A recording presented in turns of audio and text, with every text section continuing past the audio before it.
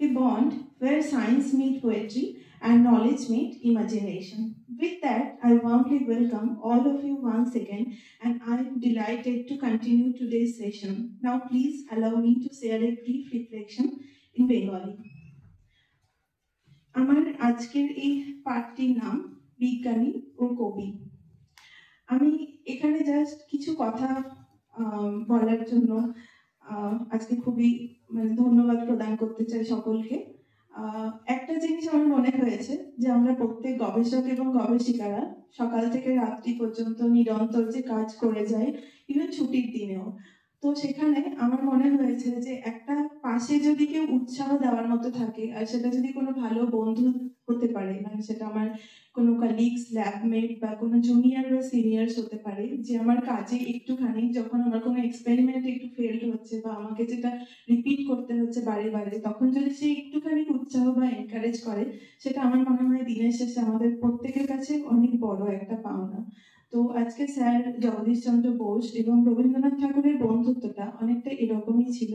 তাদের জগৎটা দুজনের দুরকম ছিল, একজন বিখ্যাত কবি, একজন বিখ্যাত বিজ্ঞানী, এবং কোথাও তাদের মনে হয় দুজনের যে জায়গাটা ছিল আলাদা আলাদা, কোথাও যেন একটু কিছু শেয়ার করেছে, কোথাও যেন একটু কমন হয়ে গেছে। কারণ আমরা তো জানি যে যারা খুব বিখ্যাত হন তাদের নিজের নিজের জায়গায় কোথাও তাদের একটা ফিলোসফিক দিক উদ্ভব হয়, তো সেই জায়গাটায়। এবং আমার আগে সবাই অনেক কিছু বলে গেছে ওনার বিজ্ঞান চর্চা, ওনার কেরিয়ার, তাই সেগুলো নিয়ে আমার বিশেষ আর কিছু বলার নেই, সকলেই সবকিছু জানে। তো জাস্ট আমি কয়েকটা কথা বলে আজকে এইটুকুই আমার উপস্থাপন করার ইচ্ছে।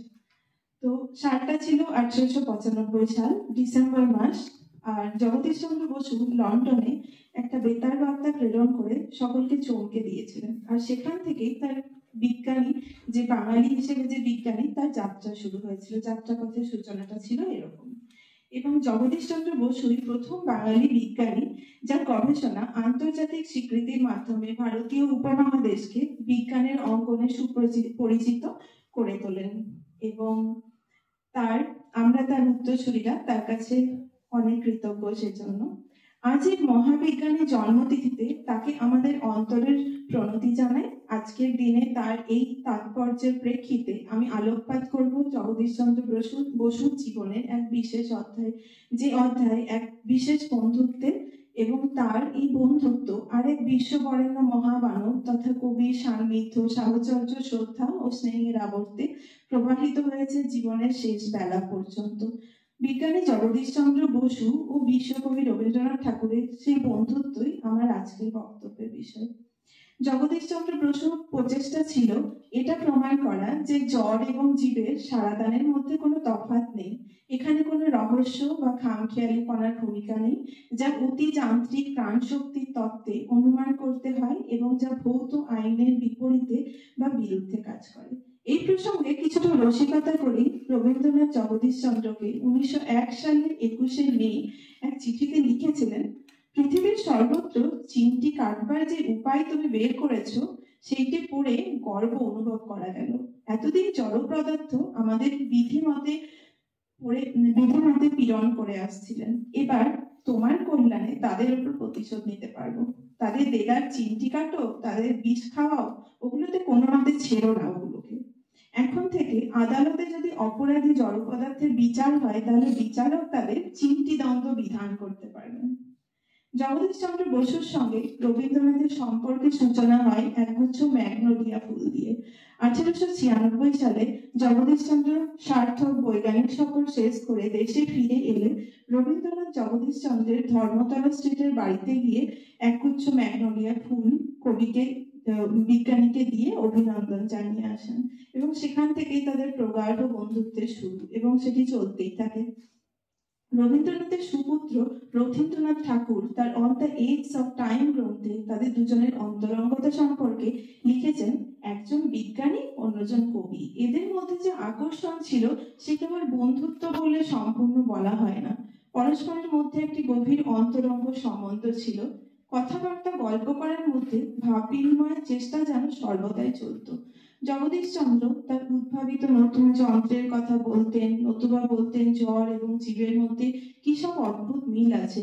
তিনি সেই যন্ত্রের সাহায্যে আবিষ্কার করেছেন। দুজনের চিন্তাধারা সম্পূর্ণ ভিন্ন পথে চললেও তারা যেন যথেষ্ট খোরাক পেতেন পরস্পরের আলোচনা থেকে। রবীন্দ্রনাথ শিলাইদহে অবস্থানকালে জগদীশচন্দ্র প্রায়ই সেখানে যেতেন এবং তিনি সাধারণত তার যে সপ্তাহান্তে ছুটি সেটি সেখানে কাটিয়ে আসতেন এবং তারা সন্ধ্যায় সকলে বোটে চড়ে বসতেন। স্রোতের টানে নৌকা আর সুরের টানে ভেসে চলত শ্রোতাদের মন। জগদীশচন্দ্রের প্রিয় গানগুলি ফিরে ফিরে গাইতে হতো রবীন্দ্রনাথকে, কখনো লেডি অবলা বসুকে। এইসব ঘটতো গ্রীষ্মকালে। শীতকালটি ছিল আরো বৈচিত্র্যময়। শীতকালে পদ্মার চরে অস্থায়ী বাসা গড়ে তুলেছিলেন রবীন্দ্রনাথ। কবির সঙ্গে বোটে সময় কাটাতেন জগদীশচন্দ্র। জগদীশচন্দ্রের দিবানিদ্রার অভ্যেস ছিল এবং দিবানিদ্রায় যাওয়ার আগে জগদীশচন্দ্রের দাবি থাকতো ঘুম থেকে উঠে তাকে একটি নতুন লেখা শোনাতে হবে, অথবা শিলাইদহে আসার আগে কলকাতা থেকে খবর পাঠাতেন শিলাইদহে পৌঁছে প্রতিদিন একটি নতুন গল্প শুনবেন। রবীন্দ্রনাথ বন্ধুর এসব দাবি রক্ষার্থে লিখেছেন প্রচুর গল্প, কবিতা, গান। জগদীশচন্দ্র মহাভারতে তার প্রিয় কর্ণ চরিত্র সম্পর্কে রবীন্দ্রনাথের হাত দিয়ে লিখেছিলেন কর্ণকুন্তী সংবাদ নামে একটি অমূল্য কবিতা। রবীন্দ্রনাথ তার কথা কাব্যগ্রন্থ উৎসর্গ করেছিলেন জগদীশচন্দ্রকে। জগদীশচন্দ্র নিজের লেখা ইংরাজি বই উৎসর্গ করেছেন বন্ধু রবীন্দ্রনাথকে। বইটির নাম the nervous mechanism of plants. বইটির উৎসর্গ পত্রে জগদীশচন্দ্র লিখেছেন, to my long friend Rabindranath Tagore. বিংশ শতাব্দীর সূচনায় জগদীশচন্দ্র যখন বিদেশে অর্থ কষ্টের সম্মুখীন হন, তখন রবীন্দ্রনাথ তাকে অর্থ সাহায্যের জন্য ত্রিপুরার মহারাজা রাধাকিশোর মাণিক্য বাহাদুরের কাছে অনুরোধ জানান। অথচ রবীন্দ্রনাথ অর্থ সংগ্রহের জন্য চিরকাল সংকোচ বোধ করতেন। এমনকি বিশ্বভারতীর জন্য তিনি অর্থ ভিক্ষা করতে পারেননি। ভারতবর্ষে বিজ্ঞান গবেষণার পথকে সুগম করে দেওয়ার উদ্দেশ্যে জগদীশচন্দ্র কলকাতায় প্রতিষ্ঠা করেন বসু বিজ্ঞান মন্দির। তিনি এই বিজ্ঞান মন্দিরের কমিটি সমূহে রবীন্দ্রনাথকে একাধিক পদ দিয়ে তাদের গভীর বন্ধুত্বের স্বাক্ষর রেখেছিলেন। রবীন্দ্রনাথও তার শান্তিনিকেতন প্রতিষ্ঠা করায় তার পরিচালনা পরিষদের সভাপতির পদে বসিয়েছিলেন জগদীশচন্দ্রকে। রবীন্দ্রনাথের ৭০তম জন্মজয়ন্তীতে তাকে যে সংবর্ধনা জানানো হয়, সেই সংবর্ধনা অনুষ্ঠানের সভাপতি ছিলেন জগদীশচন্দ্র এবং সভাপতি ভাষণে তিনি বলেছিলেন, আজিকার এই জয়ন্তী উৎসবের স্মৃতি জীবনের অক্ষয় হোক।